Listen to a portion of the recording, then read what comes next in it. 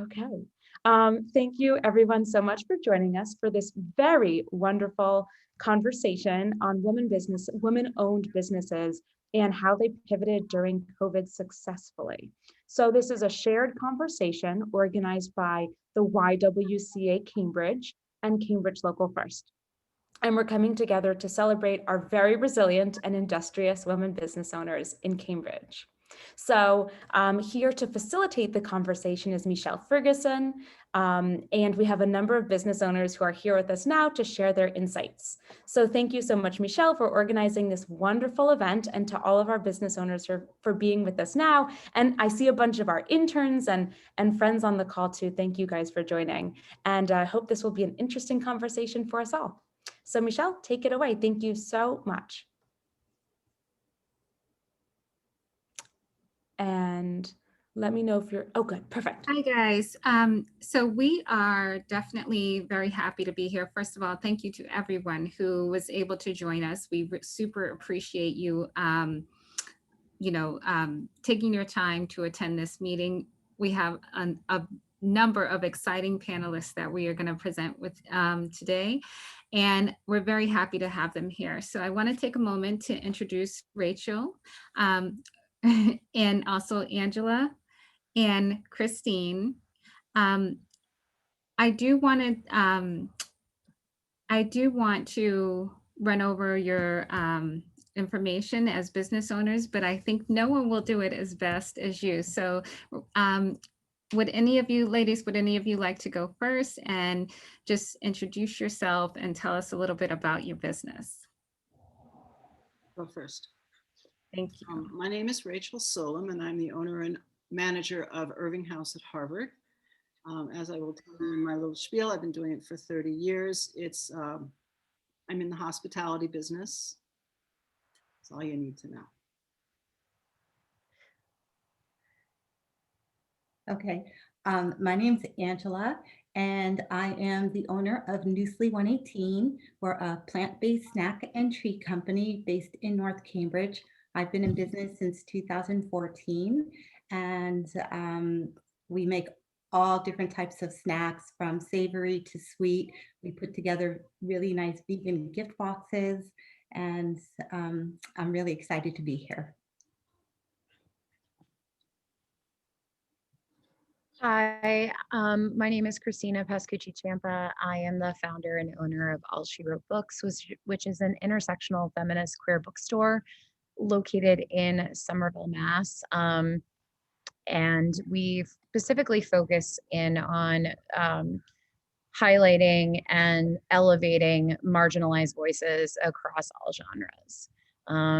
We're located at 451 Assembly Row, Artisan Way in Assembly Row, with hopes and dreams to eventually kind of bring back All She Wrote, or really New Words, or what was New Words, which was the first feminist bookstore in Cambridge, back to Inman. So that's how I'm involved with Cambridge Local First, and I'm excited to be here this evening chatting with all of you. So excited about this. Thank you. Anu, if you'd like to go next. Thank you. Thank you, Meichelle, for your help and patience. Hi, I'm Anu Yadav. I am the co-founder and executive director of Startup Mentors. We work with women of color entrepreneurs who are growing their businesses and provide them with mentorship, programming, peer-to-peer support, and one-on-one technical assistance, as well as introduction to lending sources, finance sources, and customers. So I'm really happy to be here. Excellent, ladies. So thank you so much for taking the time to introduce yourselves. We super appreciate that. I just want to present. Meichelle, I think we might have missed maybe Val and. Oh, Val is on. I apologize. Yeah, it says Anu, but I think it should say Val. Yes, I think as I signed in as explained to. Hi, I'm Val Shulock from Basil Catering. I'm the chef owner, and we have been in business for 34 years. We're now located in Fresh Pond in Cambridge. For 25 years, we were in Magoon Square in Somerville. So we do corporate, university, and drop-off catering, and happy to be here. Thank you.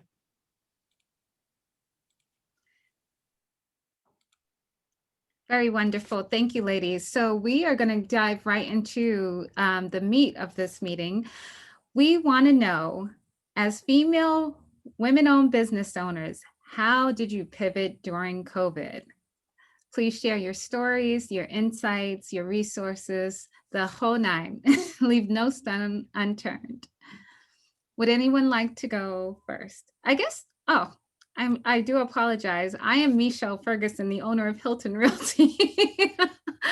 And, you know, I definitely will, I don't mind setting this off. As a female-owned business owner, COVID, you know, my company was 2 years old at the time when COVID hit, which it was really exciting because, you know, being a 2-year-old business, you're just getting your bearings and just learning, you know, what you want to do. And when COVID hit, we kind of hit the ground running, like trying to, you know, we were locked down for 6 months. And then when it opened, we were like all steams ahead. So if anyone else would like to share their stories, we're all ears.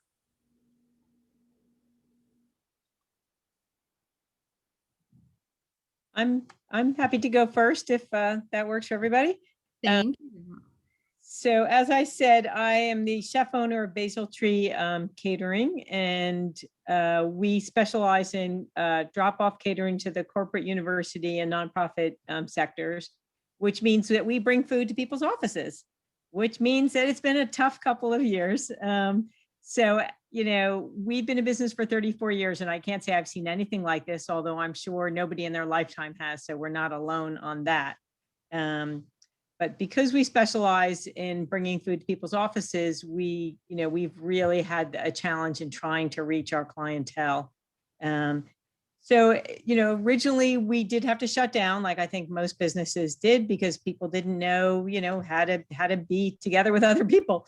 But, you know, fairly quickly we figured out how to have sanitation measures in place and safety protocols, and we were able to return to our kitchen. Thankfully, we were very happy to see each other. But our clientele were not at their offices, so we had nobody to serve. So our big pivot was initially like, you know, what to do. There was a big need in the community in terms of food insecurity. So, and we did have some government help with a PPP loan. So we put that time and money to use serving the community. So initially we served food to people that were returning from the hospital with COVID and were food insecure through another nonprofit that were locally based in Somerville called Community Cooks.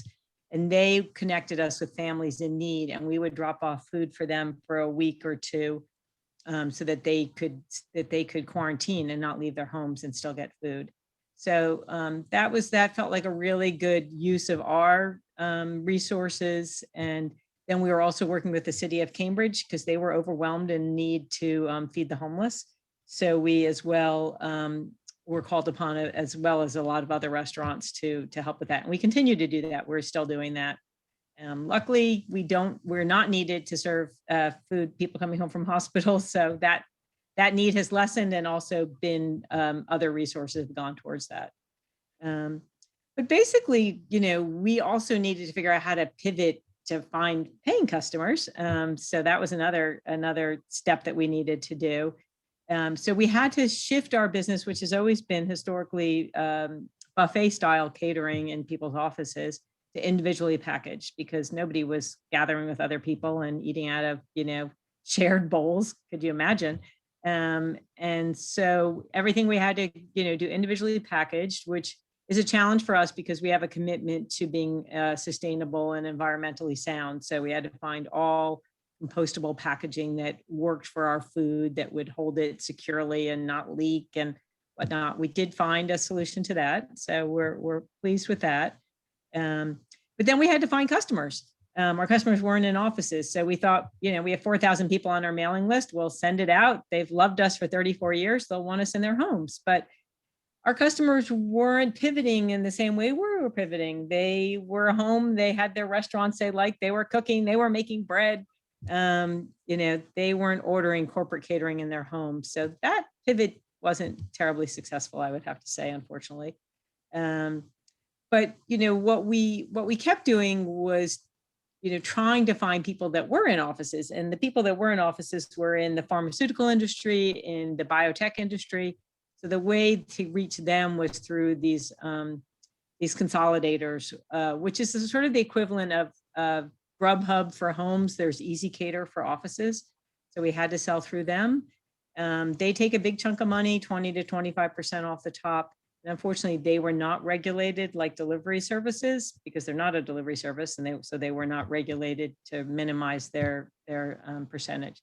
But for us, we'd rather sell food and hone our menu and figure out what we were going to do next than not have a customer.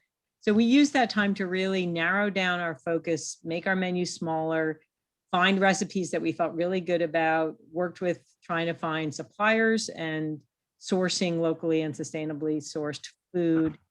If we weren't selling to anybody, we couldn't practice or do our work. So even if it wasn't profitable, it was still worth doing. And once again, we still did have the government support. So that was our second pivot, which I would say, was more successful because it was really looking to the future. It wasn't just a stopgap measure. That was trying to figure out where our business was going. And that continues till now. It's really a learning process, a growing process on how to be efficient, how to do well. And then, I would say in the past couple of weeks, things are starting to show signs of life. We had some buffet orders today, for example. So people are doing that, but I would say it's really going to be a hybrid situation. Like going back to your office is a hybrid for us. It's going to be still the individually packaged. I don't think that's going away. People like it. I don't blame them. You can, Susie can have her salad with chicken on it, and, Gregory can have his pad thai, vegetarian, and everybody can get what they want. So I don't think that's going anywhere. But then there's also the typical catering, which was more buffet style. So we're working on both and, seeing signs of life and feeling grateful that we still have work and that we have a government that is supporting the food industry. I feel bad for industries that haven't had as much support because I feel like the food industry has had a fair amount of support. And I'm happy to be here today. Thank you very much. Thank you, Val. That was very exciting. And thank you for bringing up the PPP, Paycheck Protection Program.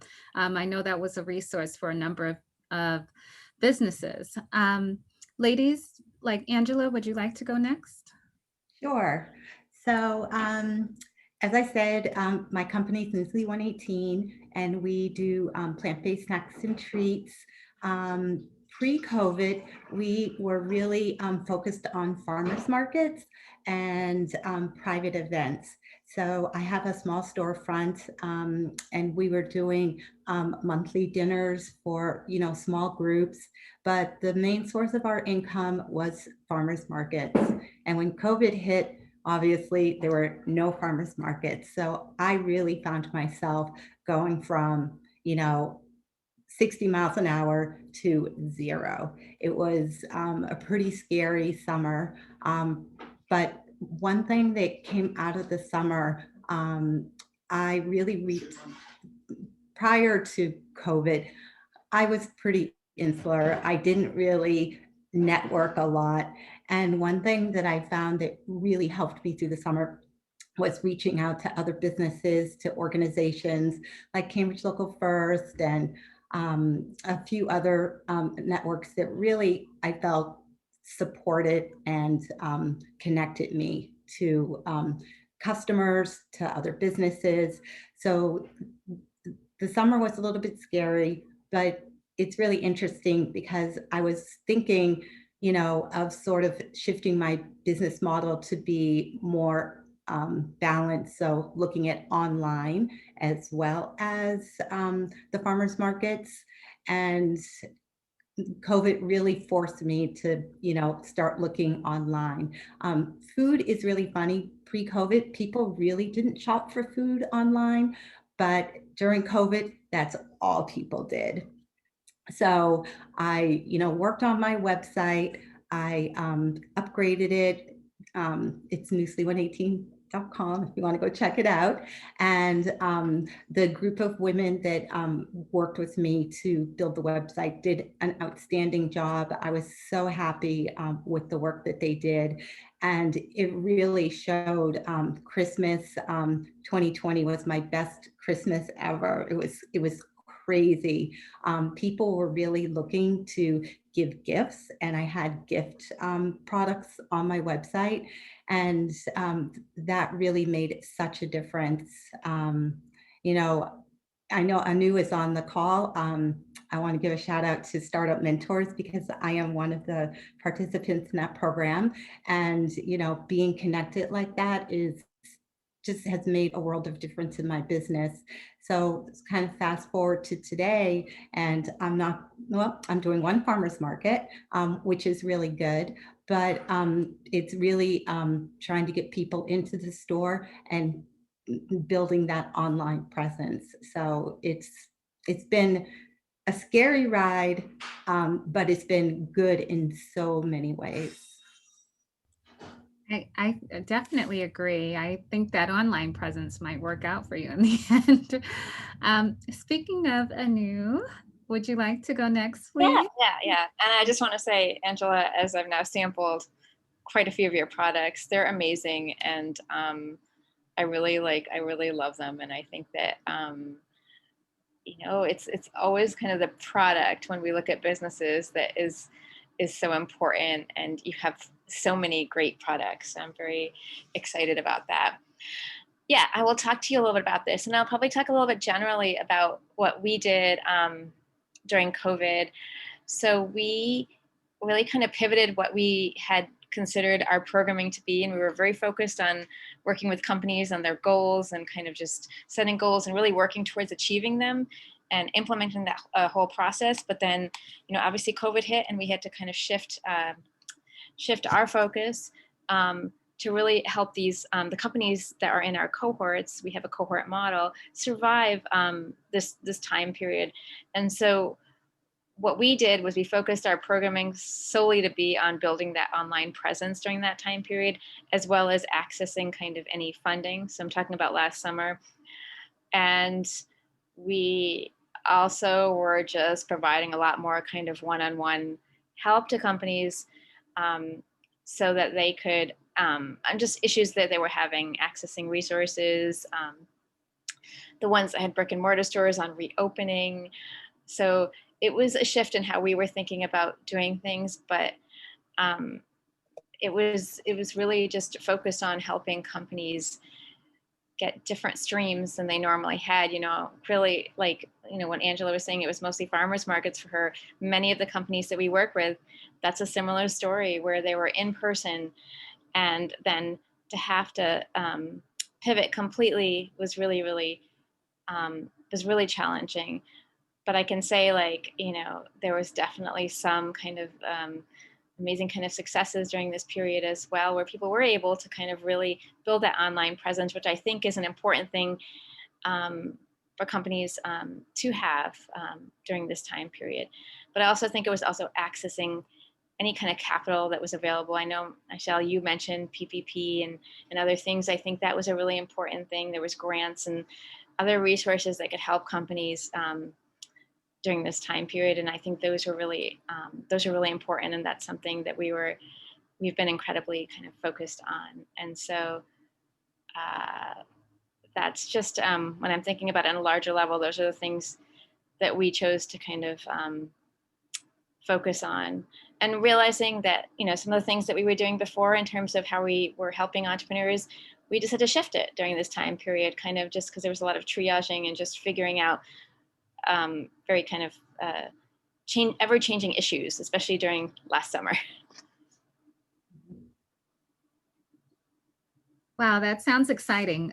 Yeah, I definitely, as a business owner, I've heard it from a number of businesses that the grant opportunities were very advantageous to them. That was money they didn't have to pay back. I know the EIDL advance or something like that was available. And, having it as a grant as opposed to a loan, it's just a little bit of a lighter loan for the businesses. Yeah. And there's also things right now still available for certain industries. And I think that that's something that I always encourage people to look at, because it's obviously getting a grant is the best way if you can get one to bring in capital to help your company. I could not agree with you more. Christina, you've been a little quiet, darling. It's because I'm legit a one-woman show. So, and that's the truth. Love one-woman shows. I am a one-woman show. So I answer phones, I process emails, I ship all of your books, and fulfill all your orders. So anyways, so my story is actually an interesting one. So I actually, All She Wrote, I like to clarify, like All She Wrote books started in April of 2019. So we didn't like open in the pandemic, although technically that happened. And I'll explain. So in April of 2019, I decided to launch All She Wrote as a actual pop-up bookstore because as we're talking about capital to open a brick and mortar bookstore is definitely within the six figures. And that is not something that I had access to, nor could even really imagine trying to crowdfund or anything at that time, because it was the concept was such in its infancy. So I actually started with an IKEA 3-tier cart, one of those like fancy ones that they sell for $30, and 25 of my own used feminist queer literature. And I just started like talking to businesses in 2019, like they were in Somerville, saying, hey, I'm doing this. Would you let me pop up in like those little corner space that you have like in your brewery or in your restaurant? And I got yeses. So, and it just kind of took off from there. The original intention was to open a brick and mortar in late 2020. But instead the opportunity actually came to me in the first week of January of 2020, which is where we're at now. And we had finalized, without knowing we had a pandemic on our hands at the time. I think we were more concerned about our commander-in-chief at the time, not lovingly. But anyways, I will leave that to digress. But yeah, so like that was kind of like the concern I think we all had at that time, not about like, oh God, can I even open a business during this time? So I had signed paperwork, I had signed a lease, I was super excited, I got keys. And then 3 days after, Governor Baker was like, non-essential, shut down. And I'm like, oh, crud. So I actually ran my entire online operations out of a 200 square foot second bedroom. And I shipped about anywhere between 10 to 20 packages a day. And the reason why is because one of the incentives that I did, because I knew people that were losing their jobs. I knew people that, you know, were just like, I need to read something. And we're just like, so, you know, frazzled that I offered like $1 media mail shipping as like an incentive for people to, one, find out who we are, because that was the thing. Like I had no brick and mortar. I had social, and I had the people that, you know, had known us from pop-ups, but I also, you know, had an opportunity for a newer market. So what I did is I made, you know, I brought the shipping part of it more accessible. And then we still had used books on the website as well, along with new books. And so that kind of gave a bit of a price range for really that inclusivity, which is what we're about. Because everybody should be able to go home with a book. I don't care who you are or what you are or how, whatever your money situation is, that's how we roll here. And that's how we'll roll until the day I shut the door, or I don't shut the door. Maybe someone else does down the future. That's the bigger goal. But anyways, with that being said, so I ran those operations until May of, actually after Memorial Day. And then I called my two best friends who are painters. And I said, hey, we're good to go. Are you ready? And they're like, yeah. So they came in June, helped me paint, helped me set up this beautiful space that I'm in now. And we officially opened on July 10th of 2020. We opened our doors for our first human. Now, I had experimented with curbside pickup before that, and the opportunity actually came up because East Somerville Main Streets, which is an amazing organization here in East Somerville that really looks after its businesses here, similar to Cambridge Local First, decided to create a kind of safe pickup market. And they had asked us, because we had done things with them before, if we wanted to, sell books, like ultimately have ultimately a curbside pickup, but for the neighborhood. And that is how we were able to test out how we would do curbside pickup here at the store, which is what we do today. And it was a great way to really pilot like what the process is, what are the lines of communication, how does it work on the website, really thinking through that whole entire workflow, which was super important. Because to me, as a marketer of 10 years, it's really important to, one, have a great experience on our website, and two, make it super simple to order books. Like there should be no complication with this. And so that's kind of the philosophy that I took on and applied. And then for in-person, what we decided to do was do it by appointment only. And this ultimately protected our community. It allowed for people to feel like they're not in a Target where someone is like legit doesn't understand space at all between people. And we also had people wear gloves because of the whole like surfaces thing, because nobody could debunk that. And I was hearing the library was like quarantining things for 4 to 5 days. And I was like, that business model doesn't work for us. Like I need to have the inventory sitting on the floor and I need people to pick it up and buy it. So, so we did that, and we still have appointments to this day. And then we allowed for walk-ins starting in August of 2020. But our internet sales are strong. I have shipped to everywhere, all the way out to California and all the way up to Canada and all the way down to Texas. So we have shipped across the United States and into Canada over the last year. And really bottom line, because I know I have only a certain amount of time, so I want to wrap it up here. But like, here's the thing, and I think all of us here can say this, it's when you have a community of people that love your product and love what you do and love what you represent, they will support you over and over and over again. It doesn't matter, what phase of life they're in, whether they're struggling or whatever. And I saw that come out this past year. And honestly, it's the most beautiful thing humanly possible. And like the fact that we're still here after like opening during a pandemic, it just shows like, I guess, how ballsy I am. But not only just that, but also the fact that like, you can make things happen with a lot of hard work, and that it's not easy. Like I'm still, like I said, I'm a one-woman show. I would love an employee right now. I would die for an employee right now, but I can't, because financially, because of the books being the way they were in 2020 from a financial perspective, and finances are the only conservative bone I have in my body. Everything else is pure liberal. But, the thing is that,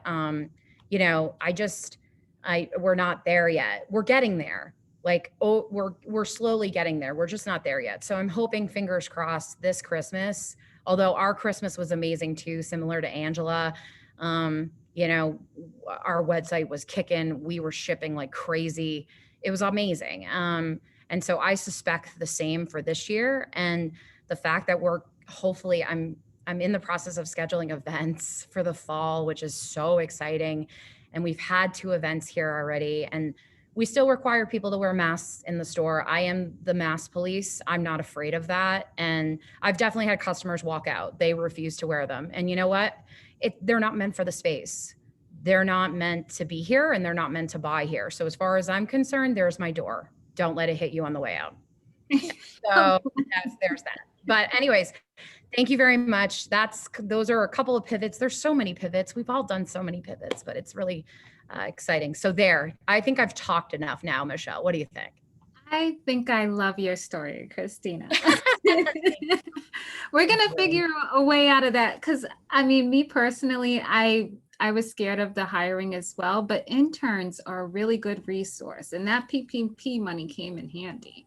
So, there's a way out of it. I know how it is. I've been there where you're like the one woman. Interns and retail gets tricky, just FYI. I've already looked into it, and you can't hire interns for retail. Oh, well, my apologies, babe. That's we'll figure something out. We'll figure something. It's all good. Thank you, everyone. I appreciate it. So Rachel, I think you're the only one. Oh, I just want to remind folk, you should, if you can, your view should be on speaker view so we can give these wonderful women their full highlight. And Rachel, if you wouldn't mind going next. Hello, everyone. My story begins in January of 2020, which is when we were looking at celebrating in 2020, 75 years of Irving House serving the traveling public, and 30 years of my ownership with my partners. And our little hospitality industry empire consisted of nearly 70 rooms in 3 wood frame houses in mid-Cambridge. We employed about 50 people. The first house we purchased is the one I still work in. It's number 24 Irving. It's a big ass house of 44 rooms. So it's a giant bed and breakfast. I've managed it since 1990 when we bought it. In these years, my 2 business partners have been only advisors. I've known them more for most of my life. I'm married to one of them. In January of 2020, I'd already canceled a trip to LA with my mother. We were already concerned. It was going to be her 90th birthday in March, and I always take her to visit her brother on the occasion of her birthday. And we could see this coming. And I remember making that decision because I had already gotten cancellations in January for all kinds of reservations coming into the spring. So the seasonal nature of our business has us really quiet in the winter when the weather is crappy. Who wants to come to New England? They don't. They all come when the weather's good. So in the winter, we have, it's when we do projects. We can, caulk all the bathrooms, and we can do all the things that need to be done on the house that usually accommodates thousands of people. The money is very minimal, and we rely on deposits. We don't rely, but yeah, we kind of do, on deposits that come in for future bookings. And starting in February of 2020, we got cancellations and we got people wanting their deposits back. And so when we would do a credit card batch out every day, instead of money going into our account, it was negative. Money was leaving our account every single day, every day. And that went on for 2 months, 3 months, 2.5, yeah. March, late February into June, we were still giving money away. I had to make it trickle out because it was terrifying. So, we had to put money into the business. I called my bank and said, we're not going to be able to make mortgage payments. I was trying to figure out how to not have to make the property tax payment on May 1st for 3 properties in mid-Cambridge, which is a big fat check. And the assessing department in Cambridge said, no, that's actually state regulated and they're not changing that. So that didn't change for a while, and it was a big amount of money. And so we were, really in dire straits.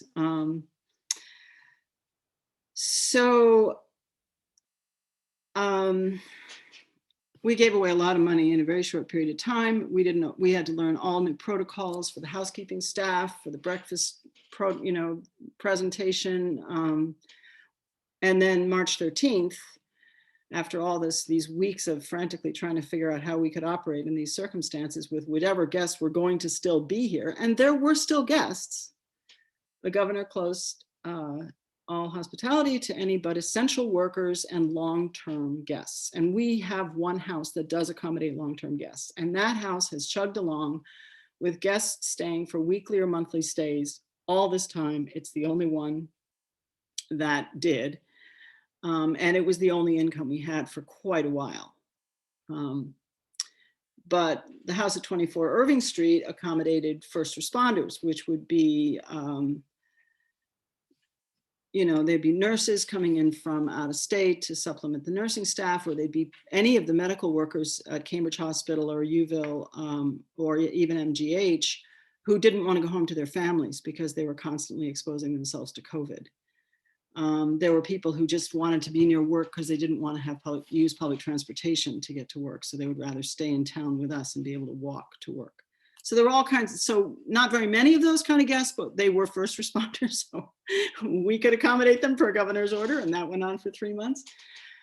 So it was like that. And I oh, and then Harding House, which was a 14-room guest house that we had started in 1997, separate company managed by my daughter, had 12 employees. And when it got shut down, like everything else, on March 13th, we recognized that we couldn't support it. We were already supporting the 2 houses on Irving Street, and losing so much money, it was scary. So we had to let all those employees go on to furlough. And my daughter, who has 3 kids, suddenly was taking care of her kids. She has 2 little boys who should have been in school and have been learning by Zoom ever since. And her daughter came back from college. She was at UMass Amherst, and so she's been there. Is starting in September back on campus after all a year and a half. Wow. So the spring was very, very rough. And so I took out PPP loans. When I took out EID loans for each company, Harding House was a separate company, I got an okay from my partners, obviously as corporate officers, they got to okay it. But then when the money came through, I notified them that we'd borrowed these 2 different loans, one for each company, and one of my business partners just went ballistic. And he thought I was just borrowing far too much money, and I was being wasteful, and I was mismanaging things. And he wasn't going to put in any more money, and he wanted out. So this drama was unfolding in May, June, July. Long story short, he's gone as of December. It was very painful. And in the process of dealing with all of that, what he wanted to do was put all the properties up for sale in order to get his cash. He was going to force us to sell. And hotels were going out of business right and left. Everybody was selling. So the exercise of shutting down a business, which is what we did with Harding House, and we sold it, closed in September. That's a whole very interesting, charming sort of story. But the process of closing down a business and letting 12 employees go is extremely painful. There's definitely a sense of failure. I was frantically trying to get some entity to rent the house and just operate it for people who needed a place to live and stay off the streets, for instance. Let me just have this place for a year, take care of these people, and then we'll figure out what to do with it when we're on the other side of this. And that was all. I was calling people. I was in regular conversations with someone working with the city. I was sending emails, and I think everybody was in a state of not being able to figure out what to do, but we couldn't get a contract to rent the house so we could keep it. And this partner was forcing us to sell, basically, and that's what happened. And we had to get rid of all the stuff inside the house. And we asked all the employees to come and take it away one day. 2 days, 3 days, it was a lot. They brought U-Hauls. They shipped it off home. It was great, but it was really sad too. Because we hadn't even really been able to see them. And these people had worked for us for 20 years, and it was hard. Anyway, recently, 2 of them have just come to work at Irving House, so things are looking a little better. But that was part of the pivot. That's an amazing story, Rachael. Oh gosh, it goes on. But anyway, so I got 2 PPPs, I got 2 EID loans, and we've had one company absorb the other and all of its debt. Fortunately, we didn't have a mortgage on that house, so that actually is something. That's something positive. Worked.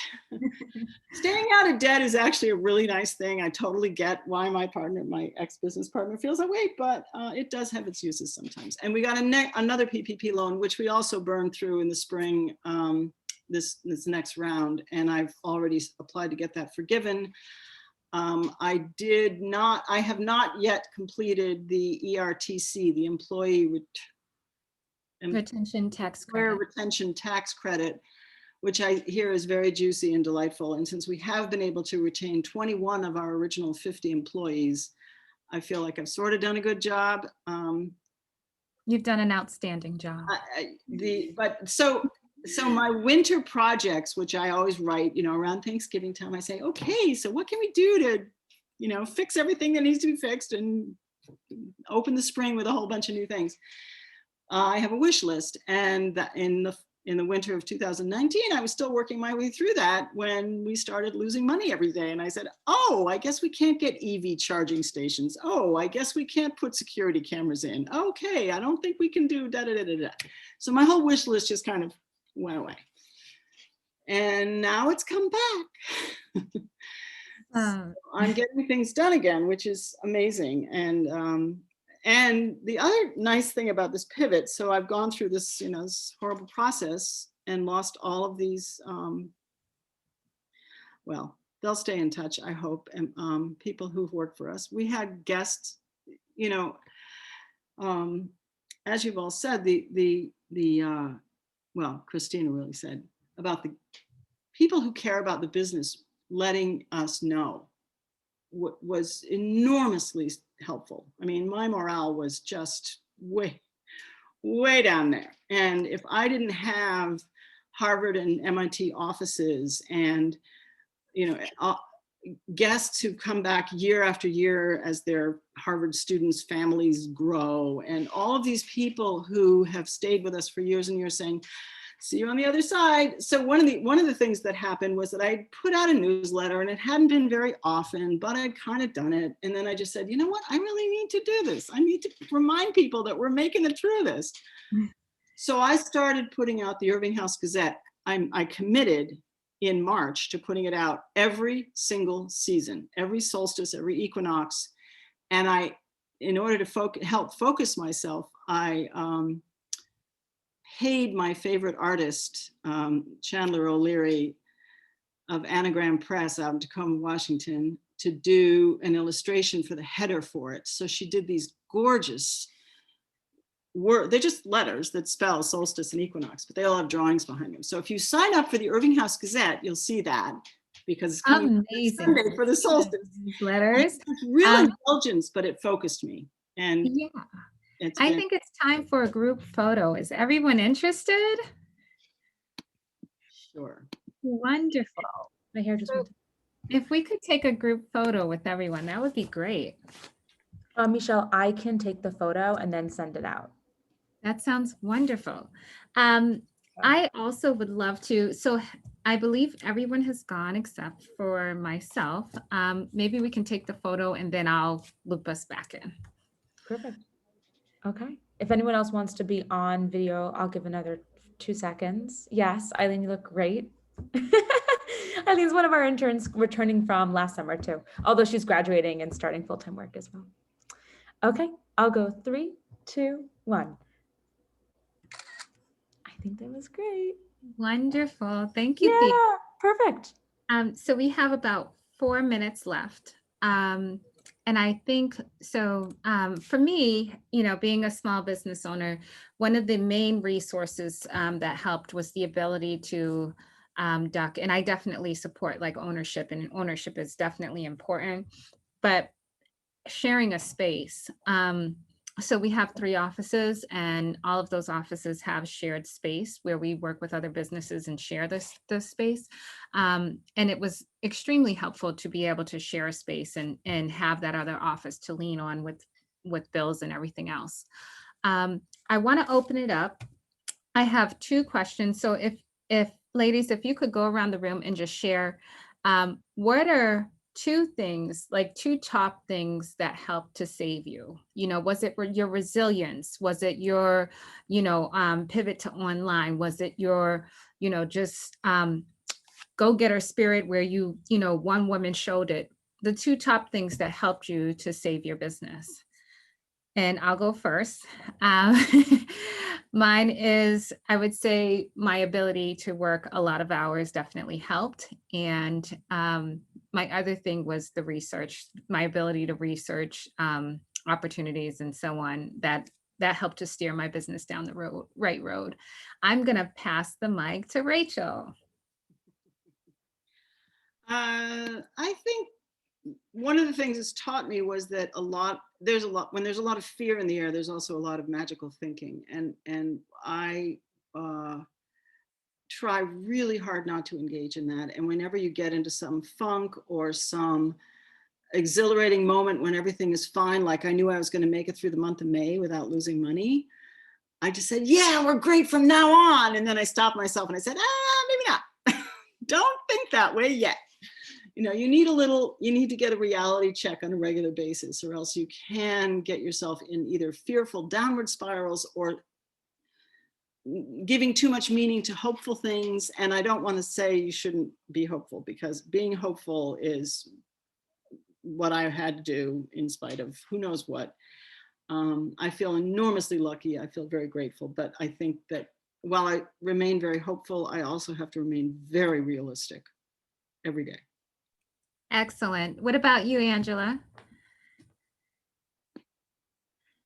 You're on mute, babe. There you go. So definitely for me, pivoting to online was a huge and great decision. But I think the most important thing I learned is really reaching out, asking for help, networking, collaborating, the support of other businesses and my customers. I would not be here with my business today if it weren't for the support of customers and other businesses, and so many people that came just by my asking. And I felt so supported, like I never had before. So that's my two things. That's amazing. What about you, Christina? So it's, make sure I got the question correctly. It's two things that were the best pivots. Is that right? Or helped save your business? Like, what would you say were your two things that helped you to save it? Honestly, my community. I think the people that found us and sought our community, I think is definitely one. And I don't know if I have a second. It sounds really awful, but I think it's the community, but also like I think our website ultimately helped us too. Like if you think about it, like if we didn't have the website structured the way we did, then I wouldn't be fulfilling orders for all the way out in California. So I think that that timing was impeccable as well. So those would be my two things. Excellent. And what about you, Anu? I'm going to list one, and I'm echoing on what Christina and Angela said, but I think it's just really the community and having support of others who are just during this very challenging time period. Coupled with being grateful. I mean, it was such a difficult time period, and just, having your health and just having the support of family and friends, I think was immense. Excellent. And Val, I saved the best for last. So for me, one of the most important things was my long-term employees from two perspectives. One, for me to have the motivation to keep the business going, because I knew that I had to keep it going for them. So it didn't feel like a choice for me to give up, even if it was okay for me, it wouldn't have been okay for them. And also because we would keep each other going. If I had a down day, somebody else would, sort of bring me up. And if they were having a down day, we seemed to take turns on that. And I have to say the government financial help, I could not have done it without the government financial help, because we're still depending on that. I don't know when we're going to become financially viable again, but for now we're still working on government help. So that's a big, huge help. Well, thank you, ladies. It is 7:02. I want to be respectful of people's time. For those of you who have to leave, I respect that. But I do want to just browse through these websites, because I found some pretty beautiful websites when I Googled your businesses. So I want to make sure I highlight them. So if you're on speaker view, I'd like to take everyone on a quick ride with me. We'll go right through. So this is Startup Mentors. It's a beautiful site. I love this site. This is Anu's site. And the very first page is here. And this is, you know, all about her business. So feel free for you guys to, we'll share this link in the chat as well. Theo, if you could help me with that, that'd be great. And then this is Angela's site for her business. And I absolutely love her homepage. You can shop right in there. She has gifts and all types of wonderful things. I can't wait to place an order, Angela. It's amazing. Then we also have Irving House. Thank you so much, Rachel.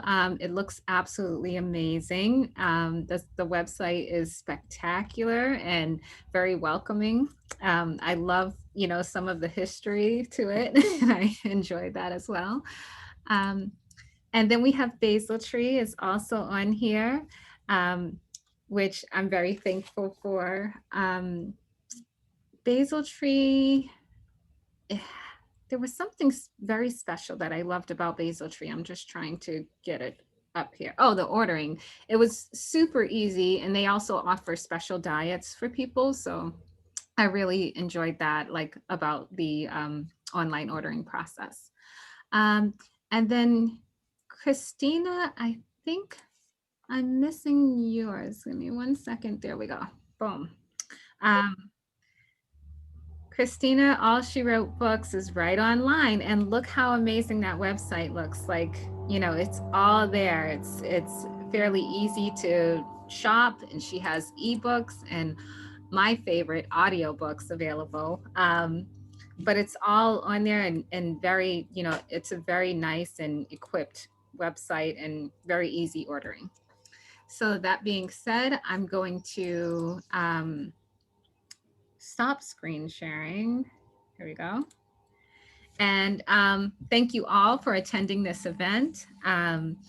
We will try to get those, we'll give it a little bit of a moment for questions. If anyone has questions, feel free to, let me just check and make sure the answers and question system doesn't have anything. If anyone has questions, just feel free to raise your hand in the reactions button. We'll keep an eye out on it. And we'll be more than happy to answer those questions. Or unmute yourself and just ask your question. I just wanted to express some gratitude. You guys have some pretty incredible stories, and it's been very inspirational to hear from all of you. So thanks for your resilience and mentorship and sisterhood and all that you do for the community. And Meichelle, to your wonderful facilitation skills. Yeah. And I'd like to echo that because Theo, you've been a huge support for many, many small businesses in Cambridge. And I've said this before and I'll say it again. I don't know how you do so much, but you keep on churning it out. So we appreciate it. Thank you. My pleasure. For sure. So with that being said, if no one has any last words, I'm going to go ahead and end the meeting. Thank you so much for attending and keep up the good work. Thank you. Thank you all. Bye, everybody. Bye. Thank you, everyone.